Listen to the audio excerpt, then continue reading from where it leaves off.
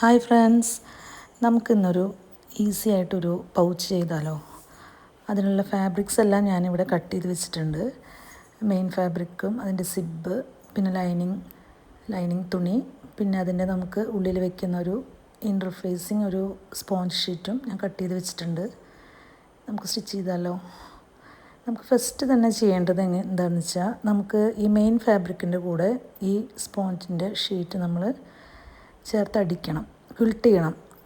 എന്നാലാണ് നമുക്ക് നമ്മുടെ പൗച്ചിനൊരു സ്റ്റിഫ്നെസ്സും ഒരു ഷേപ്പെല്ലാം കിട്ടുള്ളൂ. ഞാനിവിടെ ഒരു 1.5 ഇഞ്ച് ഗ്യാപ്പിലാണിത് സ്റ്റിച്ച് ചെയ്തെടുത്തിരിക്കുന്നത്. അത് നമ്മുടെ ഇഷ്ടം പോലെ നമുക്ക് ചെയ്യാം. നമുക്കിത് വേണമെങ്കിൽ ക്രോസ് ആയിട്ട് സ്റ്റിച്ച് ചെയ്യാം, അങ്ങനെ സ്ട്രെയിറ്റ് ആയിട്ട്, അത് നമ്മുടെ ഇഷ്ടമാണ്.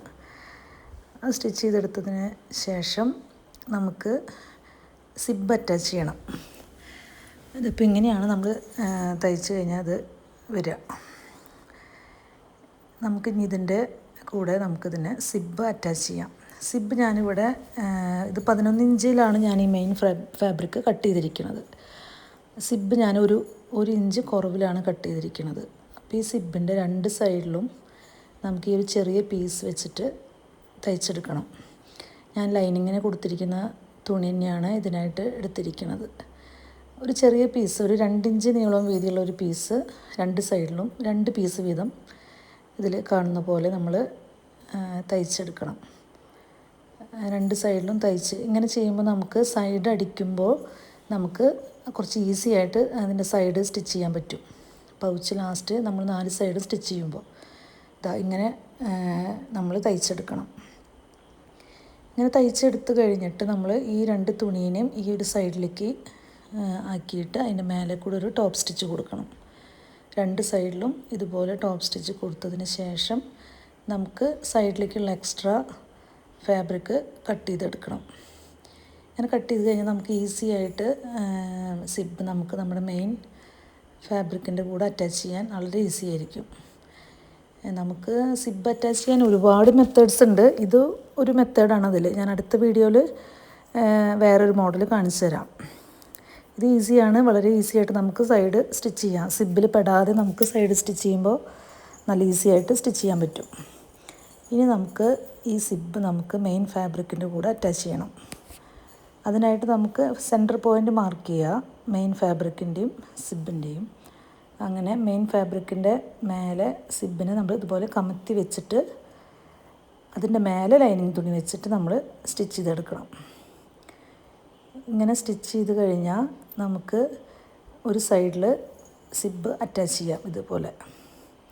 ഇപ്പോൾ ഇതിൽ കാണുന്ന പോലെ തയ്ച്ചെടുത്തതിന് ശേഷം ഇങ്ങനെ ഒരു സൈഡിലേക്ക് ആക്കിയിട്ട് ഇതിൻ്റെ മേലെ കൂടെ നമുക്കൊരു ടോപ്പ് സ്റ്റിച്ച് കൊടുക്കണം.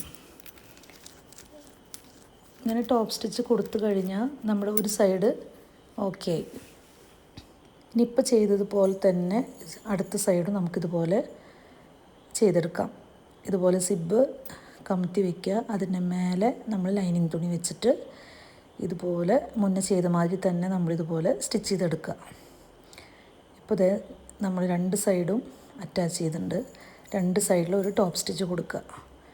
ഇനി നമ്മൾ ലൈനിങ് തുണീനെ ഒരു സൈഡിലേക്കും മെയിൻ ഫാബ്രിക്കിനെ ഒരു സൈഡിലേക്കും ആക്കിയിട്ട് 4 സൈഡും സ്റ്റിച്ച് ചെയ്തെടുക്കുക. 4 സൈഡ് സ്റ്റിച്ച് ചെയ്യുമ്പോൾ നമ്മൾ ഒരു കാര്യം ശ്രദ്ധിക്കേണ്ടതെന്ന് വെച്ച് കഴിഞ്ഞാൽ, ലൈനിങ് ഫാബ്രിക്കിൽ ഒരു 3 ഇഞ്ച് നമ്മുടെ പൗച്ചിൻ്റെ സൈസ് അനുസരിച്ചിട്ട് നമ്മളൊരു ഗ്യാപ്പ് വിടണം. അത് എന്നാലാണ് നമുക്ക് അതിൻ്റെ ഉള്ളിലൂടെ നമ്മുടെ മെയിൻ ഫാബ്രിക്കിനെ എടുക്കാൻ പറ്റുള്ളൂ.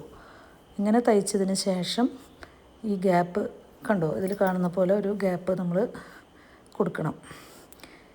അതിന് ശേഷം നമ്മൾ ഈ 4 കോർണറും ഇങ്ങനെ സ്ക്രീനിൽ കാണുന്നത് പോലെ ഇങ്ങനെ കോർണർ പിടിച്ചിട്ട് നമ്മുടെ സൈസ്, അത് നമ്മുടെ പൗച്ച്, ഇപ്പോൾ നമ്മളൊരു വലിയ പൗച്ചാണെങ്കിൽ നമുക്കൊരു 2 ഇഞ്ചൊക്കെ കൊടുക്കാം. ഇവിടെ ഞാൻ ഓരോ സൈഡിലേക്കും ഓരോ ഇഞ്ച് വീതമായിട്ട് ഒരു 2 ഇഞ്ചിലാണ് നമ്മൾ അങ്ങനെ പിടിച്ചിരിക്കുന്നത്.